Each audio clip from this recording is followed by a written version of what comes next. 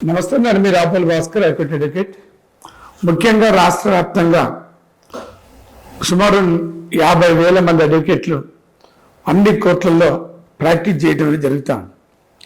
మీ అందరూ తెలుసు, మనం declaration of title, suit for partition, suit for injunction, లేదు స్పెసిఫిక్ పర్ఫార్మెన్స్, ఈ రకంగా మనం విపరీతంగా కేసులు వేయటం అనేది జరుగుతాం. కేసులు వేసిన తర్వాత ఆటోమేటిక్గా కేసులలో తీర్పులు వచ్చేస్తాయి, ట్రయల్ అయిపోద్ది, తీర్పులు వచ్చేస్తాయి. తీర్పులు వచ్చిన తర్వాత కోర్టులు కాస్ట్లు వేయటం అనేటువంటి జరుగుతూ ఉంది. ఏమిటికి? డిఫెండెంట్కో ప్లెయింటిఫ్కో ఇట్లా కాస్ట్లు వేయటం, కోర్టులు డిక్రీ చేయటం, డిస్మిస్ చేయటం, ఇవన్నీ జరుగుతూ ఉంది. కోర్టులు ఒక కేసుని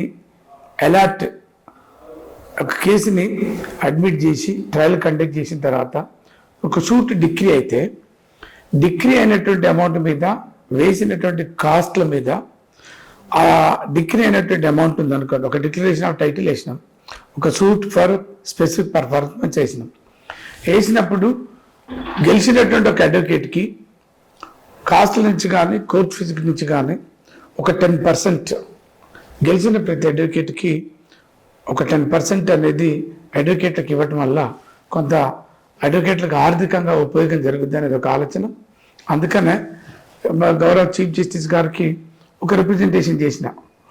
ఈ సూట్లు అలా అయిన తర్వాత, డిక్రీ అండ్ జడ్జిమెంట్ పాస్ అయిన తర్వాత, కాస్ట్లు వేసిన తర్వాత, ఆ కాస్ట్ల మీద తర్వాత డిక్రీ అమౌంట్ ఏదైతే ఉందో దాంట్లో ఒక 10% అమౌంట్ని ఈ గెలిచినటువంటి అడ్వకేట్లకు ఇస్తే కొంత ఉపయోగం జరుగుతుంది అనేది ఒక ఆలోచన. అలాంకగా వాళ్ళందరికీ కూడా అడ్వకేట్లకు ఒక ఫైనాన్షియల్ కెపాసిటీ, ఫైనాన్షియల్గా కొంత ఉపయోగం జరుగుద్ది. అందుకనే ఒక న్యాయవాదిగా నేను రిప్రజెంట్ చేసినటువంటి అంశం ఏంటంటే, గెలిచినటువంటి సూట్లలో డిక్రీ అయినటువంటి వాల్యూ మీద కాస్ట్ల మీద వేసినటువంటి కాస్ట్లు, డిక్రీ వాల్యుయేషన్, ఆ అమౌంట్ మీద కట్టినటువంటి కోర్టు ఫీజులకు సంబంధించినటువంటి అమౌంట్ మీద ఒక 10% గెలిచినటువంటి అడ్వకేట్లకు ఇవ్వాలనేది నేను కోరుతున్నా. ఆ రకంగా చేయటం వల్ల ఏంటంటే అడ్వకేట్లకు కొంత ఉపయోగం జరుగుద్ది అనేది నా ఆలోచన. Thank you.